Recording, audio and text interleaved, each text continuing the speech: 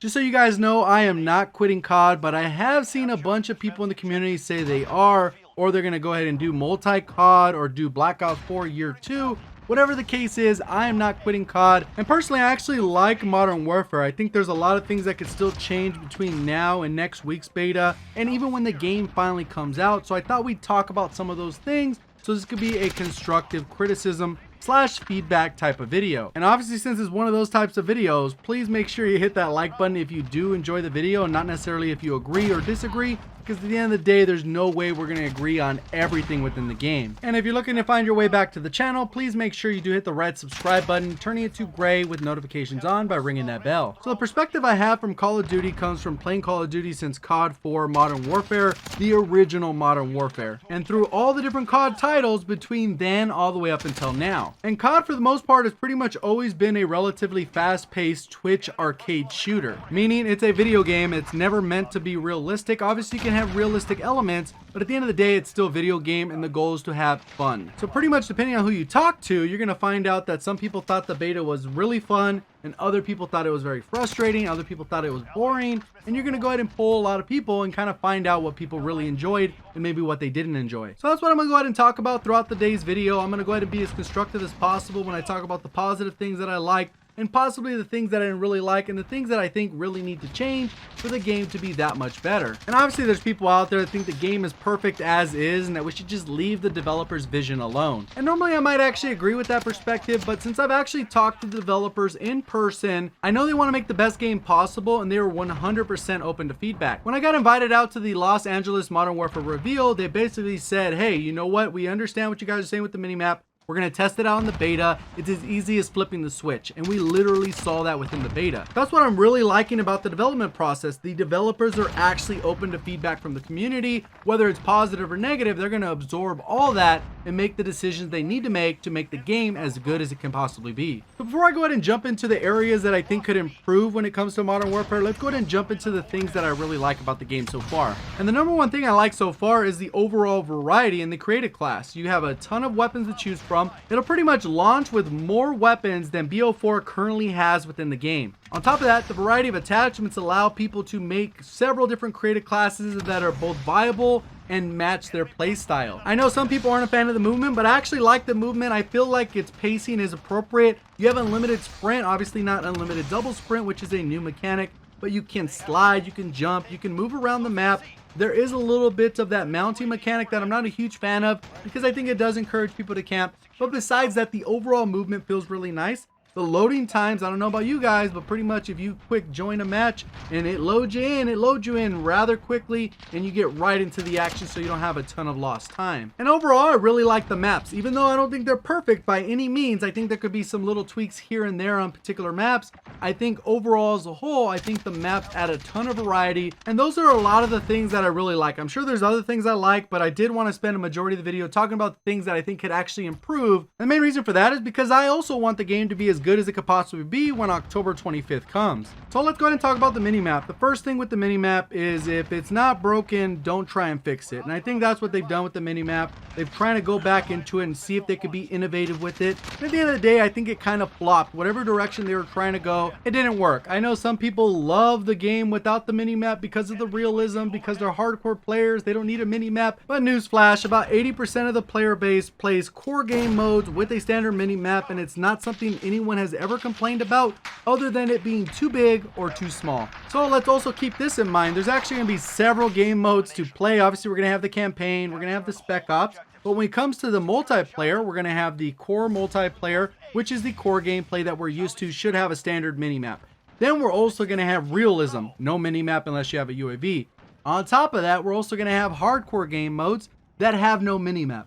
Then we're also going to have the 2v2 gunfight, which also have no minimap. And even in my initial impressions of the game, I said they're going to add a minimap. I'd almost bet money they're going to add the minimap back in, and what we've seen is kind of a compromise. And I think at the end of the day, once it comes October 25th, we're going to get a full-on minimap without even a compass at the top, because that is what majority of the players want. And those are the same players where they're literally going to say, I'm not buying the game if it does not have the minimap.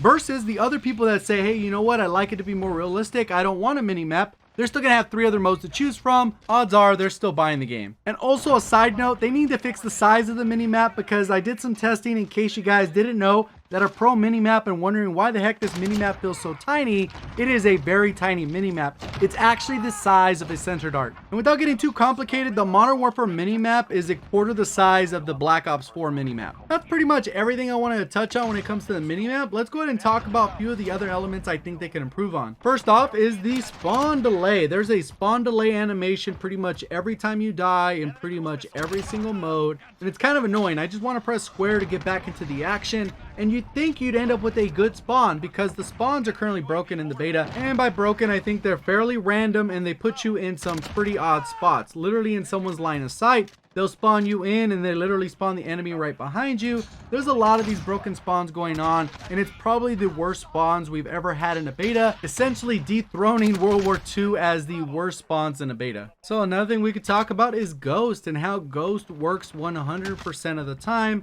And that means even if you're standing still for a good 30 seconds, a minute, it doesn't even matter how long you stand still, because it is 100% always active, which in my opinion is a bad thing. And there's a couple reasons for that, but for the main thing, it's basically telling someone that you're okay to stand still, you should stand still, and you should take advantage of this perk to the maximum by camping one particular spot. Whereas if it required just a little bit of mobility, it would kind of force some players to actually walk that would otherwise just stand in one place. And I'm not saying it should go from one extreme to the other, where you need to be full on sprinting to actually take advantage of Ghost the way it works in Black Ops 4. I think as long as you're walking around, it should be active. So earlier I talked a little bit about that double sprint mechanic and said how I actually liked how that was part of the movement. But one thing I don't like is not knowing when I can actually double sprint. I didn't really feel like there's any indication in game other than just trying to double sprint and see if it works. Obviously the goal isn't to clutter up the HUD, but if you're going to introduce this type of mechanic, I would at least like to know when it's possible to use it. So this next one is really related to weapons, and the things that I'm not liking with weapons is the kill trades. Obviously we're using ballistics, so kill trades are inevitable. But I think there's ways that they could rework it, because kill trades are never satisfying. Personally, I'd rather just get the kill or just die. I would not want a kill trade, because that doesn't benefit anyone that's playing. The other thing is, when you look at the different attachments, they have plenty of pros and cons, but some of them aren't even doing what they're supposed to. There's several attachments with a con that says it will lower your aim down sight speed, and they're just false. And when I went ahead and tested some of the different grips, they look like they pretty much all work the exact same. But with the angle grip that's supposed to help with the horizontal recoil, or a vertical grip that's supposed to help with the vertical recoil, the recoil pattern was the exact same between them. Obviously, if I took it off, it'd have way more recoil. So pretty much both of the attachments were doing the exact same thing. So instead of saying pros and cons, it should just say increase by X amount. So if the recoil is reduced by 10%, it should say minus 10% recoil. Another attachment might do minus 7% recoil. These numbers should just be pretty accurate. They should go with percentages. Obviously, they don't want to give the exact numbers of how it works, but percentages would be a good way to go, which would offer a ton of transparency and a lot less confusion for the overall gamer. So still on the topic of weapons, I think they need to balance the time to kill. Obviously, there's some weapons you come across where you feel like you're getting insta-melted. And I understand we don't have 150, 200 health in this particular game. We've kind of gone back to the way COD has done it for all those years, which I'm 100% perfectly fine with. But when it comes to weapon balance, there's just some weapons that reign supreme. Let's go ahead and talk about the M4, for example. It can be a 2-shot kill weapon, because pretty much every weapon has a built-in high caliber, which will reduce the time to kill. And when I went ahead and hand tested it, I found out that it had an 817 round per minute rate of fire. Combining that with a 2-shot to kill time to kill, you end up with 73 milliseconds. Obviously an approximation, but still an incredibly fast time to kill. I don't think a fully automatic weapon should ever have a time to kill below 150. And that doesn't even include stopping power, which is another thing that's just going to reduce the time to kill for pretty much almost every weapon in the game. And the main reason I would really like to see this bumped up just slightly across the board, so pretty much all the weapons are right around the same playing field, is because that adds a ton of balance to the game and actually encourages people to move. With the time to kill below 100 milliseconds, literally you can get killed twice before you even aim down sight. And if that is just a fact within the game, you have no reason to move, because if you happen to move and someone's pre-aiming, you're guaranteed dead. There's literally nothing you can do about it. No matter how skilled you are as a player, there's no reactionary move you can do, because by the time you realize you've been shot, you're already dead. The next design change that I think would actually improve the game is allowing streaks to cycle. And I know this is a topic that people have a lot of different perspectives on, but I'll go ahead and give you mine. Personally, I'm a fan of streak cycling for the pure fact that as you become a better player, you're able to get more streaks. By limiting the amount of streaks I can call in, I'm required to die before I can get another set of streaks, which is kind of unfair. You're kind of punishing someone who's improved to the level where they can actually go on a sustained streak. There were plenty of times in the past where I wasn't all that good of a player and people would just rain in streaks. And I always thought to myself, you know what, I need to get better at the game, I need to improve. And eventually things started to click and I became a much better player. I've seen that in my own community. All you guys out there that are subscribed, plenty of you guys write in the comment section on a regular basis, have you gotten your first nuclear, your first kill chain, your first whatever streak you've ever gotten, and you improved your KD and score per minute vastly. So I think it's just one of those things that you should be rewarded for your efforts, especially if you're going to go on a 30 gun streak and get a nuclear in this game. It'd be nice just to run a UAV counter and then an advanced UAV and just cycle those repeatedly until you hit that 30 kill milestone. Now let's go ahead and talk about overall connections. For the most part, I thought they were pretty good. I know there's a ton of lobbies where the connection wasn't great. The bullet registration was off. People were skipping all over the screen. Bad lag comp. That's normal as part of beta. Typically they use the betas to stress test their servers and get a feel of how much they can actually handle. To have a better idea of how good the servers are going to be once we go ahead and get this crossplay going in the second beta weekend. One thing I would really like to see is ping numbers or the bars in some form. They didn't have them in the game at any point. I know if you go in BO4, we get a little bit of connection bars if we go to our menu.